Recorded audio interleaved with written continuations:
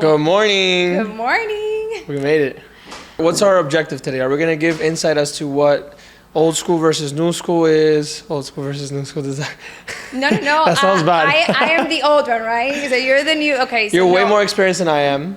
I think we can give different takes on how you got to where you're at, I got to where I'm at, and what anybody on the outside looking in might want to know as to, is it hard? Is it difficult? How do you maintain it? How do you get it? How do you keep it? You know? Right. And we can talk about how I didn't do any cold calls, how Right. it was totally different. Mine was basically getting a paper printer and doing double-sided. Why rent when you can own with $3,000? You know, I went ahead and I got kicked out of many complexes, put on a golf cart and taken out because obviously I was in rental communities and the managers didn't want that. So we can talk about that. And then the common denominators behind all of that. Because I think there's different lead generation sources to attack and different ways to do it. But I think the common denominator is hard work, consistency, 100%. discipline, the obvious factors that most people don't have nowadays. And back then, there was, I think it was easier because, not easier, but now it gets easier, but it's harder because there's so much instant gratification and everything's so accessible that people just think it's going to happen overnight. You know, back then, a lot of people had a lot more core values of hard work. I think now it's being diluted very quickly. Exactly. And a lot of real estate agents just hold on to the fact that they're receiving a big commission check and then they don't work again until that commission check is slowly depleting from their bank account. And that's the wrong mindset. Like, real estate is something that you have to work on it every single day because you just don't know what's going to fall through the cracks. And it's, you know, then they find themselves stressing, oh my God, I need another deal. And then that's where their service gets compromised. Yep. Because they're so focused on the commission check or their next commission check that they forget, you know, the value that they bring to the client, trusting in them for the ultimate outcome of helping the clients. So let's talk about that real quick. What is the purpose of doing this? Like, for me, the number one reason why we do this is to help people. 1,000%. And I think that nowadays we're taught to work in the business versus on the business, right? What do I mean by that? I think people get into the industry and most people out there that are educating and teaching, they're teaching you how to show homes, write contracts, send offers, and do certain activities within your business that are working in the business, not on the business. If our main goal was to help as many people as possible, we should take this as more of an entrepreneurial thing and work on it systematically with operations, with processes. Obviously, at one point, I did all the contracts, all the showings, every single activity from A through Z, whether it was high level or low level to get the deal closed. But as I progressed, I'm like, if I want to help more people, I have to remove myself, detach myself from all of the processes that don't require my presence. And I think a lot of people don't understand that now. So we can maybe talk about that, because I think that's important. A lot of people just get stuck in the, you know, because we're humans. We maximum, I think, in my opinion, you know, the threshold is probably 3 to 5, 6, 7, 8 clients a month that you're handling all the activities. If you go past that, your service is going to go down. So I think it needs to be taught that we have to operate this like a business, because if the end goal is people, the more money you make, the more resources you have, the more people you can impact. So, and you can obviously achieve that when you have a team behind yourself, because you can't do everything and be the best at it. I mean, I learned that recently because I am a licensed real estate broker. I am a loan officer, I'm a title agent, and I had to choose one to specialize in, and for me it's mortgages, because I get to impact more people. I feel that I impact the real estate agent because I make them shine, I make them look good. I see the ultimate, you know, satisfaction of the clients closing on their transaction, and just a smooth transaction is the most important.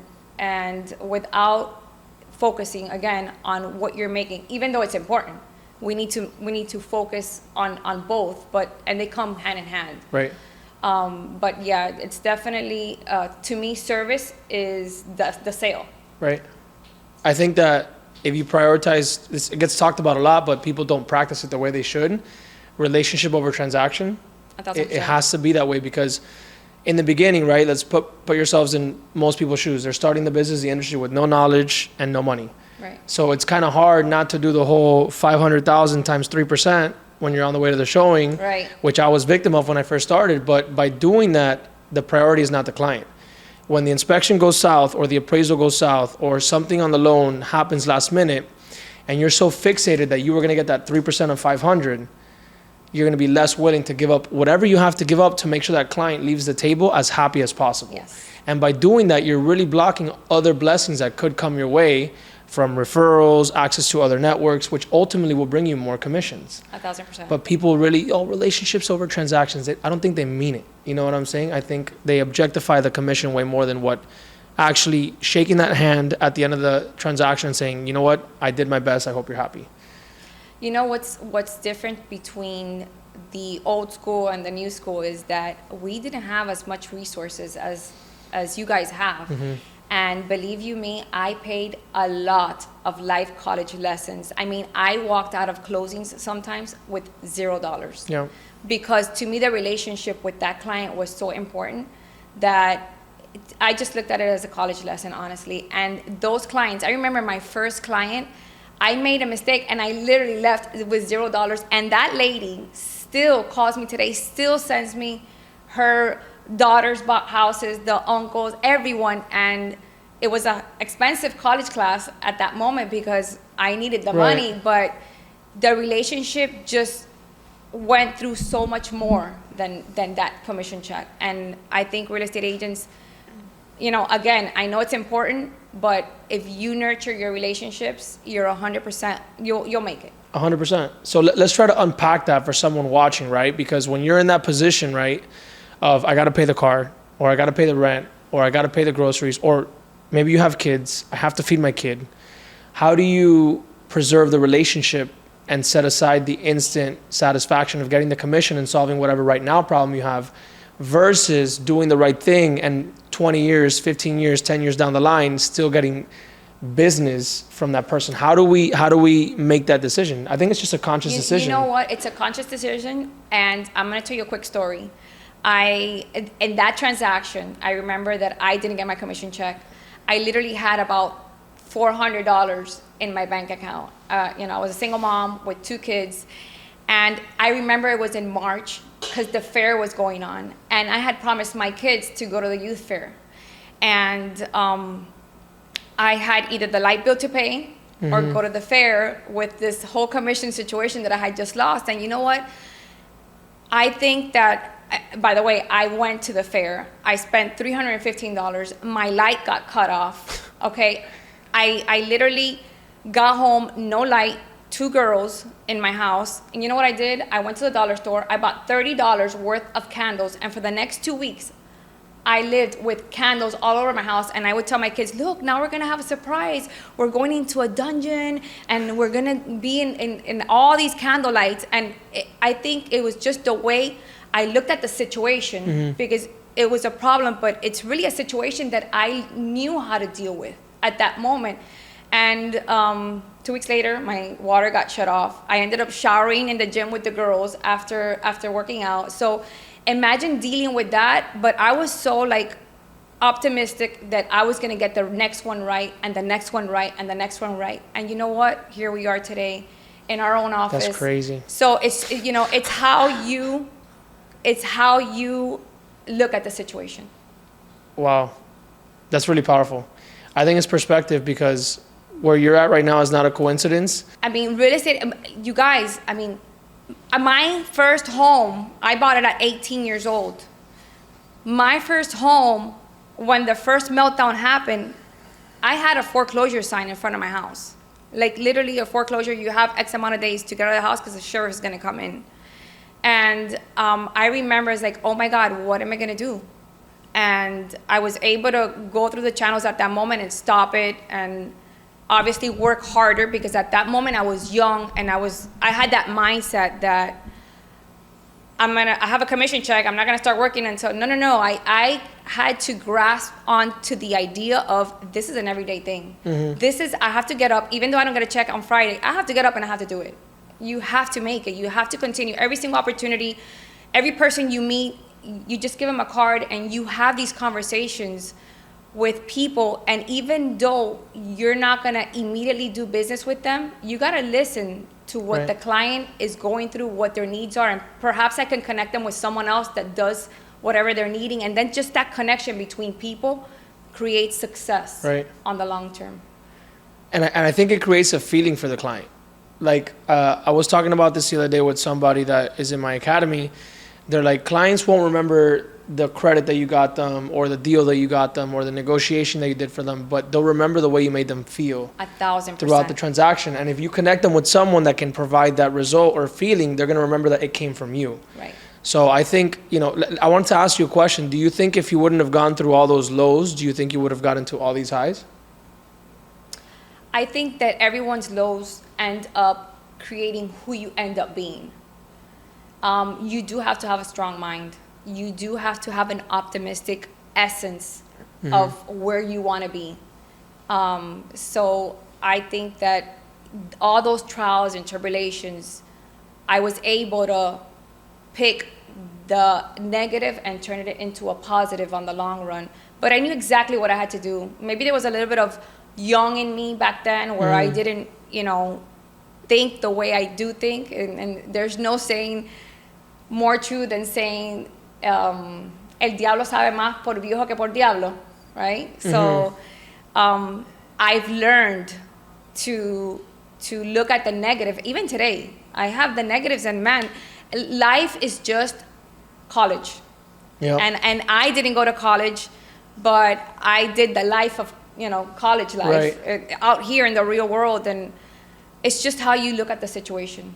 Don't look at your problems like situations. I mean, don't look at your problems as problems. Look at them as situations and what you're gonna do moving forward. And I think with the instant gratification today, most young people don't understand problem solving or situation solving. I think that the new generation lacks a little bit of that, and maybe it's because everything is instant. On the palm of their hands. It's instant gratification. They want it to be instant. It's not instant. It's over such a long period of time. And I wanted to talk to you about energy, because energy scientifically can't be created or destroyed. I think if you learn how to redirect negative energy into positive light, you're going to be successful, because negative energy is inevitable. Failure is inevitable. Hard times, tribulations, adversity is inevitable. What do you do with that? Study the top people. The top people go through the hardest, most negative things in life, but they sit in it, they dwell in it, and they're like, what can I take from here? What college lesson can I take from here and then apply it when I'm doing better? So I think it's important to understand that negative energy is going to come.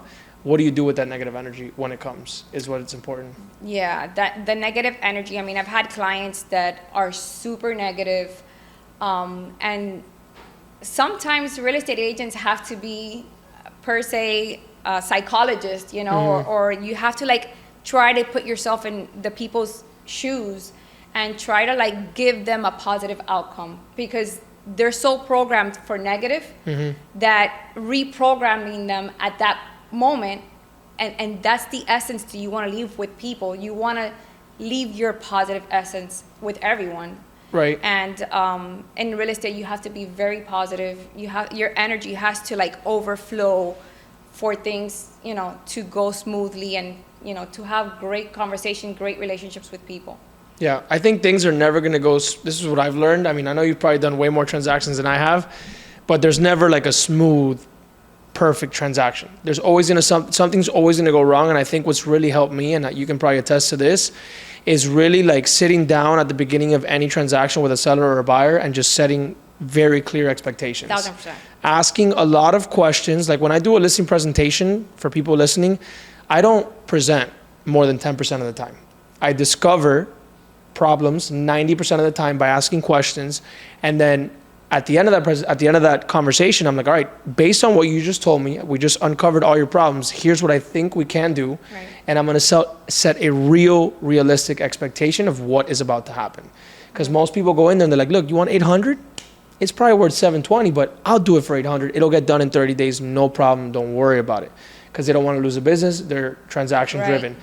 But if you're relationship driven and you understand that most people, first of all, are wired the wrong way, you set the right expectations, you set the right mentality for the transaction, and you let them know up front, hey, whether or not you work with me, this is what is going to happen. Right. Whether it happens with me or with someone else, you're going to remember my name. When 90 days go by and you're still in the market, if you didn't choose to work with me because I have the right plan, you're going to remember me and you're going to send me business, or we're going to do something together eventually. So I think that's what's helped me pick clients and pick situations and move this fast, because I don't overpromise and under-deliver. I always under-promise, set a real expectation, and then go beyond that expectation for my clients. Right.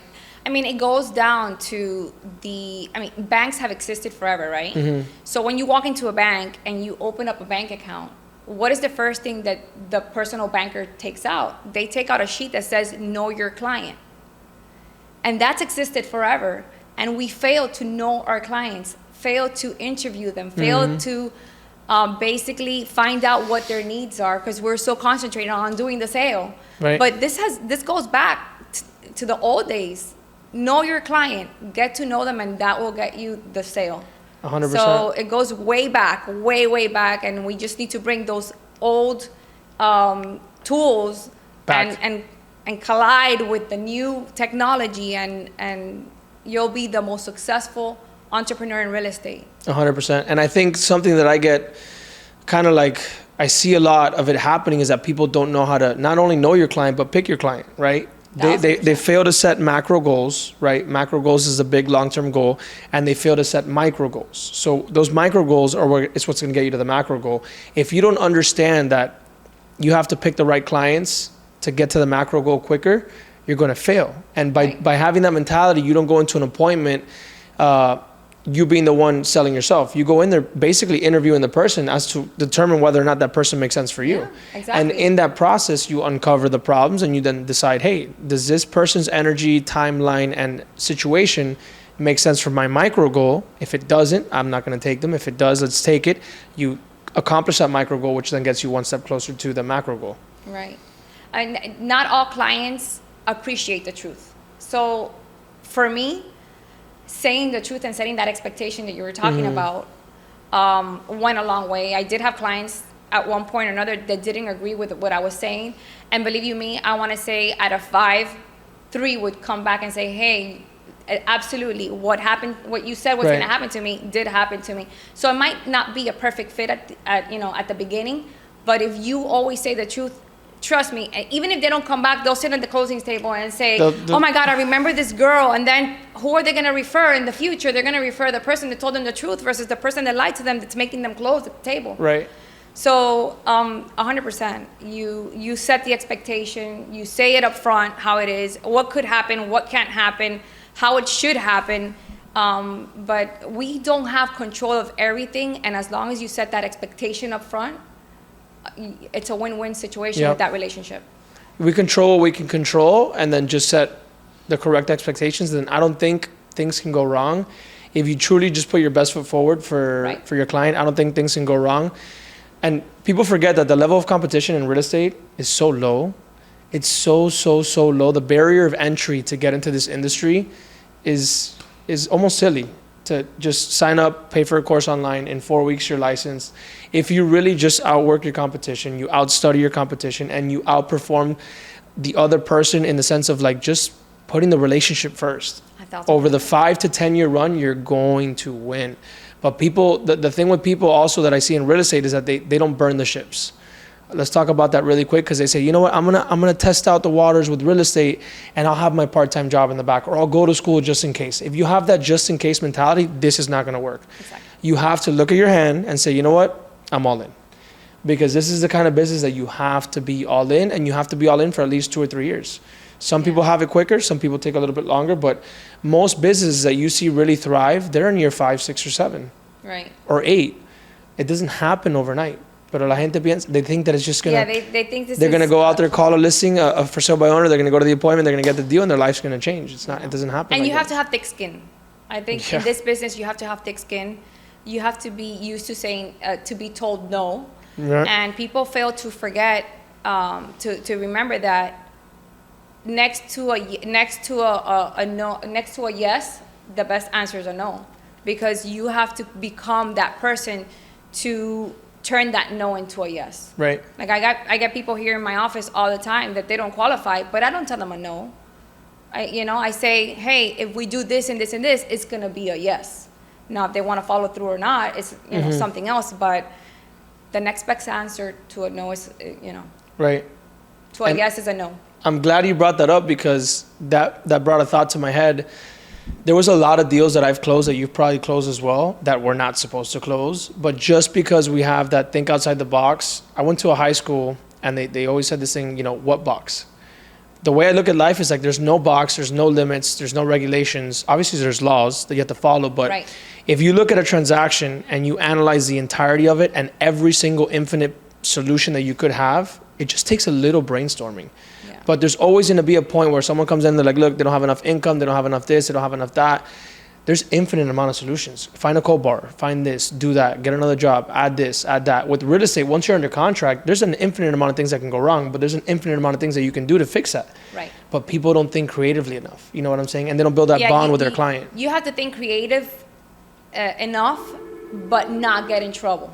Being in 100% legal. Being in the lending spectrum of things for a while, you cannot allow your client to tell you what to do. It's like you don't go to the doctor and tell him, I need you to prescribe me this, this, and this, and that. Mm-hmm. You have to educate your clients, and most of them will appreciate that education. I remember back in the day, I was losing loans to loan officers that were creating pay stubs, creating bank statements, and I would say, wow, I'm losing clients to loan officers that are doing X amount of things, which doesn't go with, because there's so many programs out there that fit their criteria, except that the buyers back then got used to the low rates. Mm-hmm. And then if you go to a QM product, obviously you're gonna get a higher rate. And I was losing them left and right, but you know what? You have to stand your ground. You have to do what's right for yourself. And I would say to myself, I'm not gonna do that. If that client doesn't wanna do things the right way, even though I'm providing the service of putting them in a program where they're still qualifying, don't let peer pressure ever make you do something incorrect. There's so many ways of fixing problems the right way. And I'm seasoned in real estate and in loans, and if anyone ever needs help, my office is open 100%. But it's not worth it, honestly. No.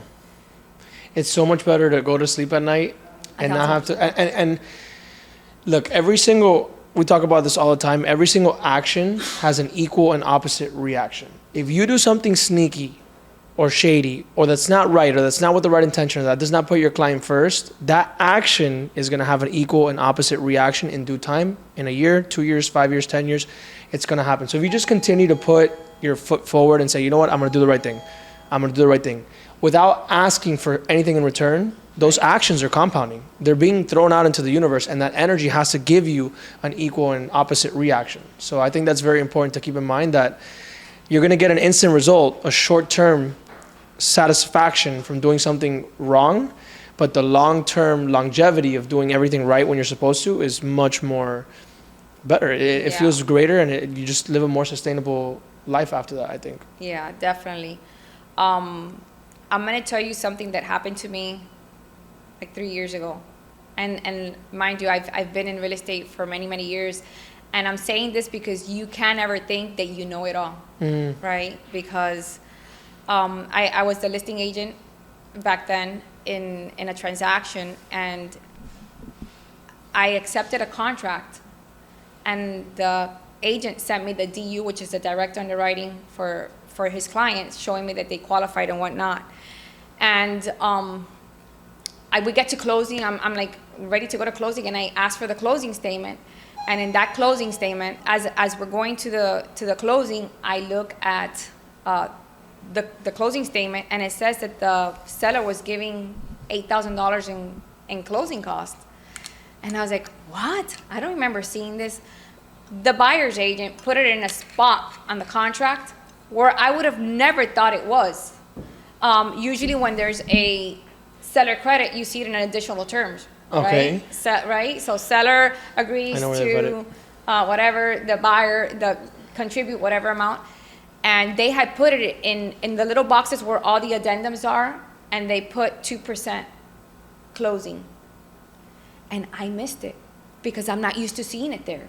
And I looked at the DU at that moment, and I was like, and then the agent was like, no, it's on the contract. And I was like already on my way to the walkthrough saying to the title company, just take it off of my commission. Yeah.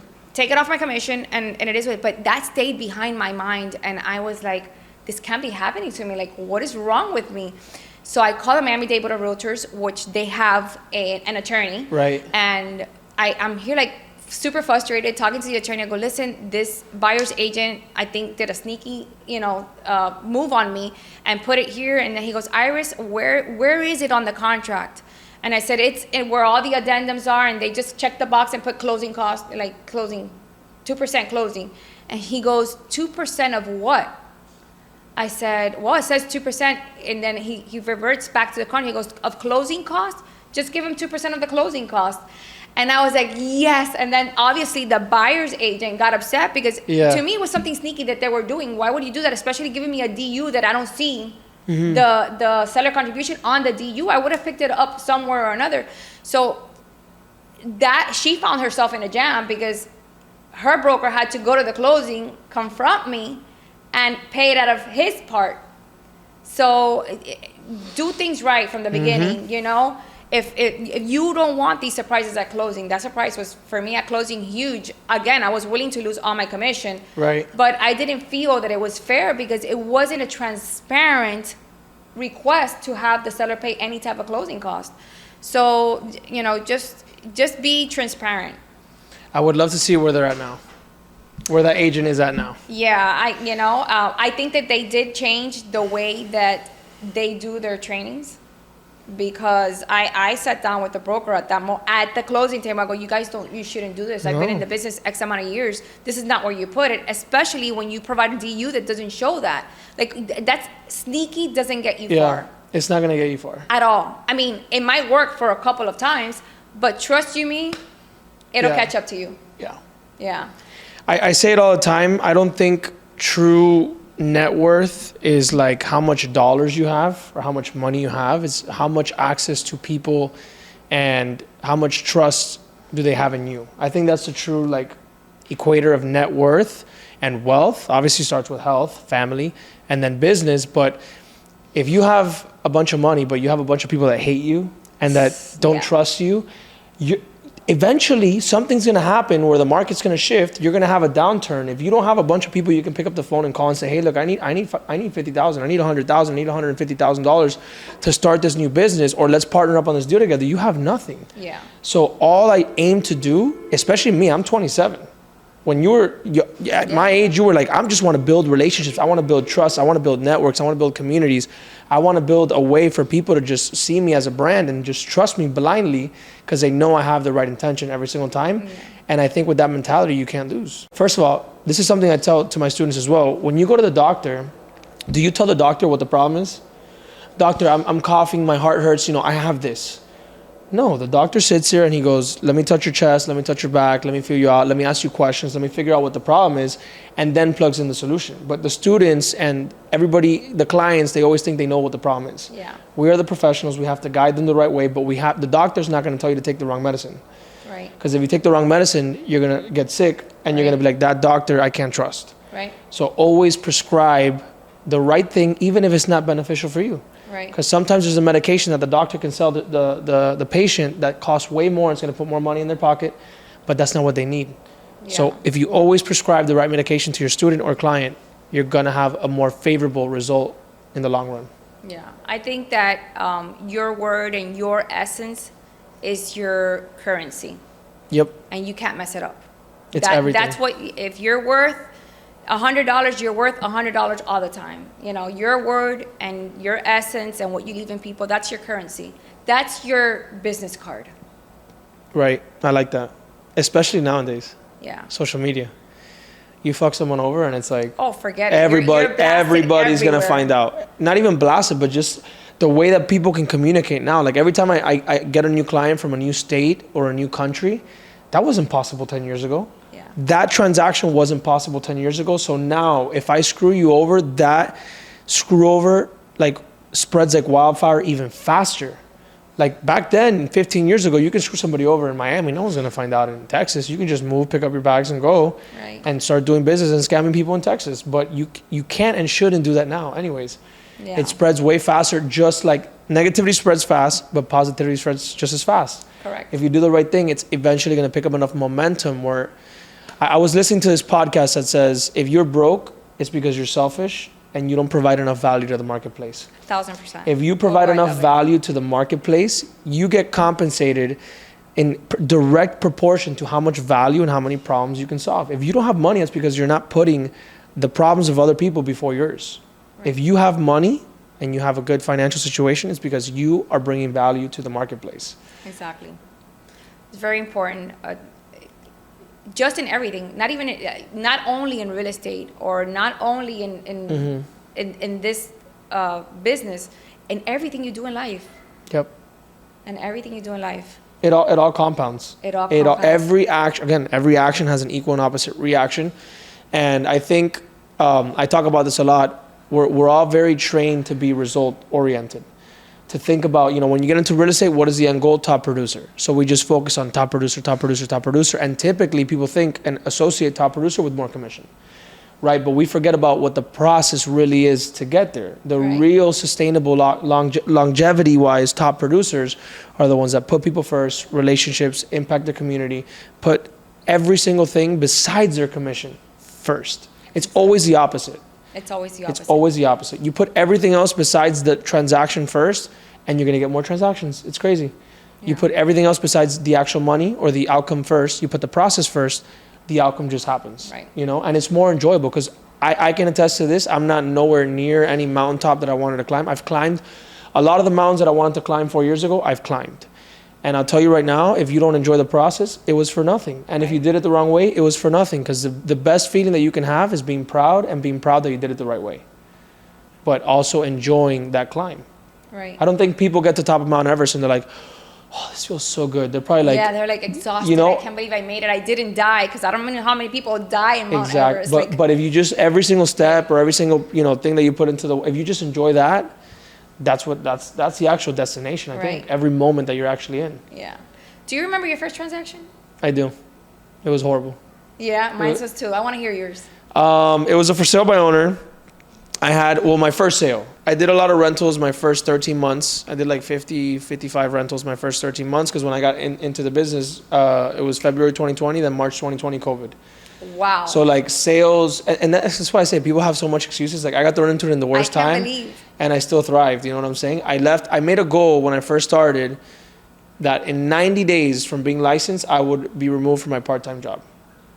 And that's why the second I got into the first... What were you doing part-time? I was carrying golf bags at a golf course. Okay. And doing a bunch of other entrepreneurial things, trying to just flip chargers, phones, whatever, wash cars. I had in my car, I had the spray bottles and the pressure washer to wash cars. I would carry golf bags, and in between all that, I would start doing everything for real estate.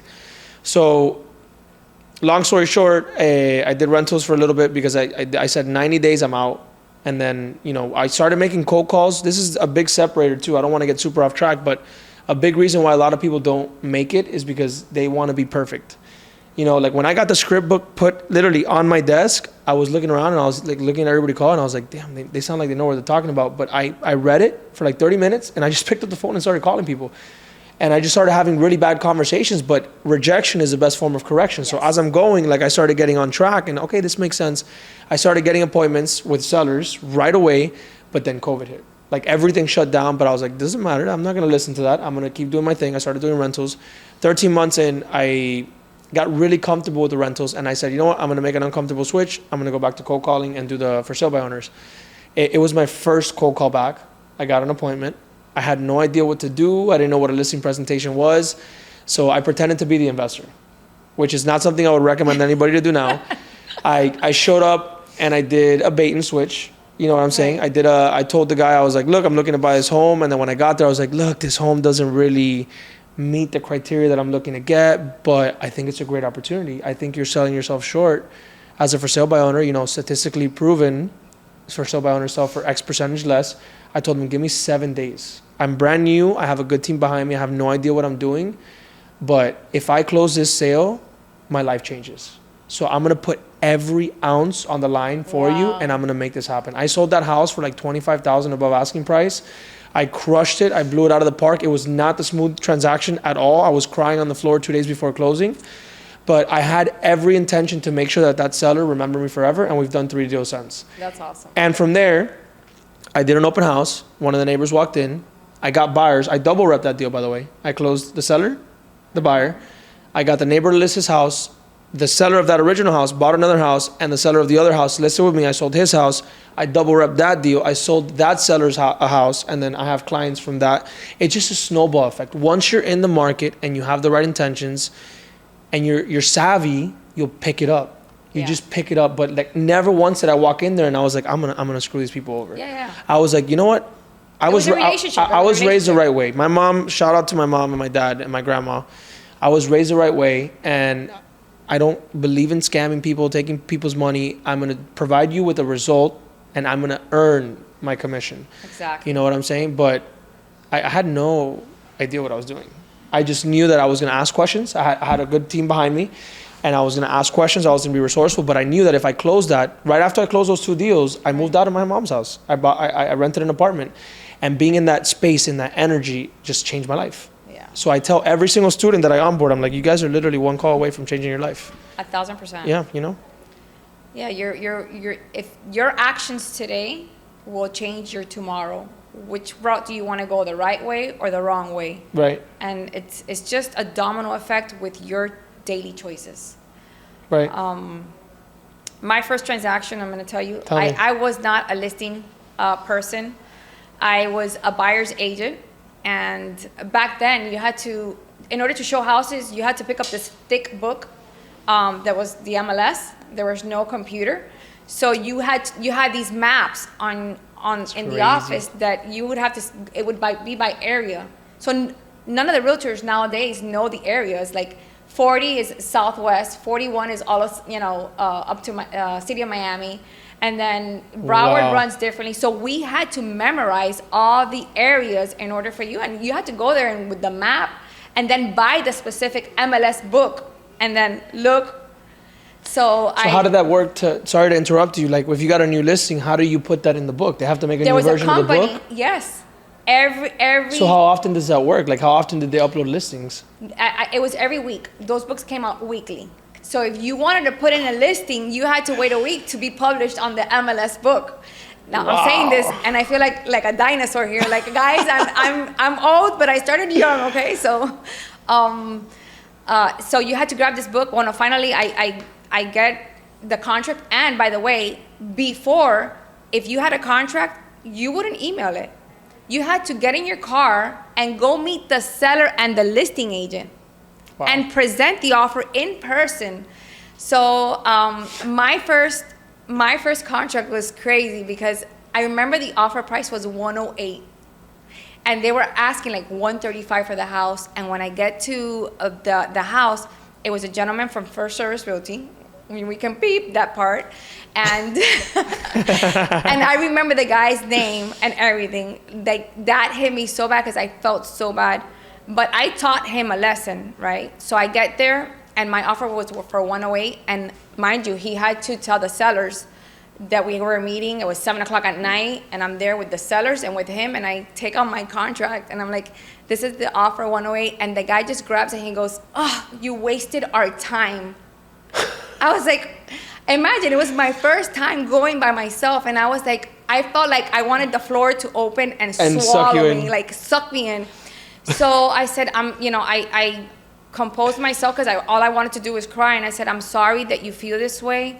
But if you give me a counter offer, I would be more than glad to, sit with my buyers and my clients and illustrate to them now, what the benefits of purchasing your home at this price.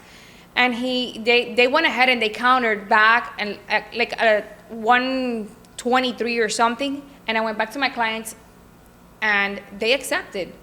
But his attitude, was so horrible, and all I can do was, try lower down to a level where I was able to get them to at least counter that offer. And we closed the transaction. And then at the end, at the closing table, you see that your action and how you treated me was unnecessary. And he looked at me and he goes, I'm so sorry. And he had been in the business for many years. So again, going back, it's how your essence, it's how you confront the situation that's gonna make you or break you in this business. Yep. Because I promise you that guy wanted to open up the floor at the end of the closing table and suck himself in just like you wanted to. Yeah, that was like so scary. I was nervous. I was like shaking. I was like, I felt, imagine, I was 19 years old when that happened. Wow. Yeah, it was crazy. So times have changed. Yeah. And the way now real estate agents get multiple offers. No, get in the car. Like I kind of missed that because it was more of a personalized touch, you know? Right. But I guess, times we evolve, like I'm saying. I have so many stories and I wish that the new agents nowadays took advantage of so much that they have at the palm of their hands to be able to make it in this business. And it's just they want even more instant gratification. And more and more and more. So hopefully we can touch a couple of hearts out there. Yeah. To be able to humble themselves and just bring out their essence and who they are and want to create that relationship with other people. You know what I think it is? I mean, this is based on personal experience. I think that a lot of things get diluted nowadays. A lot of things that are important get diluted. I think that dopamine levels are diluted, right? Because back then it was such a different process to close a deal. You valued that transaction so much more. But now since it's so instant, I think like everything is so instant. Pick up the phone, open Instagram, scroll, dopamine. I think everything's so quick that everything gets diluted, and it's really just, you gotta protect your energy. It comes down to that because if you just let yourself go into this world that we're living in now, it's everything, your life is going to get diluted with people, with information, with what you're consuming on the internet. You got to be very careful to protect your energy. With wanting to be perfect. I mean, I'm a victim of looking at Instagram. I'm a super victim of looking at Instagram because Instagram shows you the perfection, right? Mm-hmm. And the girls have some girls that I know that are beautiful, that are in the industry, do not post because they're so conscious of what they look like and how it's just information. It just be you and just put it out there. And again, I am a victim. I am working on that part, but it's just you have to work on it every day. And when you're scrolling through Instagram, I mean, look at what you're looking at. What are you subconsciously programming your mind to think and look at?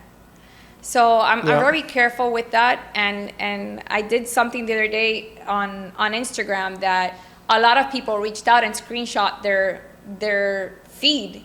When you press the search button and all these things come out, like, just press that and see where your mind's at. What are you feeding your mind?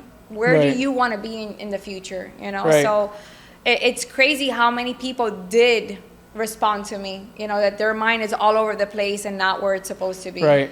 We just have to it's an exercise. The brain is a muscle that you have to exercise every day. If you don't feed it and you give it good stuff and positive stuff, you're going down this rabbit hole that's not going to be any good. Right. You essentially have to brainwash yourself into the right form of thinking nowadays, because everybody's trying to put this certain way of thinking into your head, and it's not the right way of thinking. Like whatever the public is going with, it's just, that's a whole rabbit hole of a conversation. But I think you have to be very conscious with what you put into the program, because your brain's a computer. Right. Whatever you download is what you're gonna export into real life. You know what I'm saying? So you have to be very careful with who you listen to, who you hang out with, what books you read, what podcasts you listen to, whose story you scroll into, because all of that is being computed and that information is being processed and then exported into your reality. So and be acceptable to constructive criticism. People's criticism, it doesn't matter. If you want to take something from that criticism and turn it into a positive because you feel that you really did something wrong or whatever, go ahead and correct it. But people, everyone's going to have an opinion about something. You just have to block it and continue going on the course that you want to be on. Yeah. You said that in a very nice way. Yeah. I usually say it in a very different way. Which is good, because I'm just like I don't, because they're going to have an opinion about you, whether you're doing good, whether you're doing bad, 1,000%. whether you're doing okay. They're going to opinionate no matter what. They're going to be the first ones to say, Iris, I think you should go for it. Do the thing. And then once you do the thing, they're going to be like, oh, but like you changed up on us. Like you're this person now, and you make all this money now, and you have all these things. You don't even have time for us. So they're going to have an opinion either way. Right. I always say this, the fear of me not being able to provide for my mom, my family, and my future kids is way bigger than the fear of whatever the fuck you have to say about me. Yeah. You know what I'm saying? Like, I'd rather make sure my family's taken care of because I know they're always going to have my back. So I'm way more scared to not have that happen than to have whatever you're going to say about me penetrate my thoughts. It's not going to happen.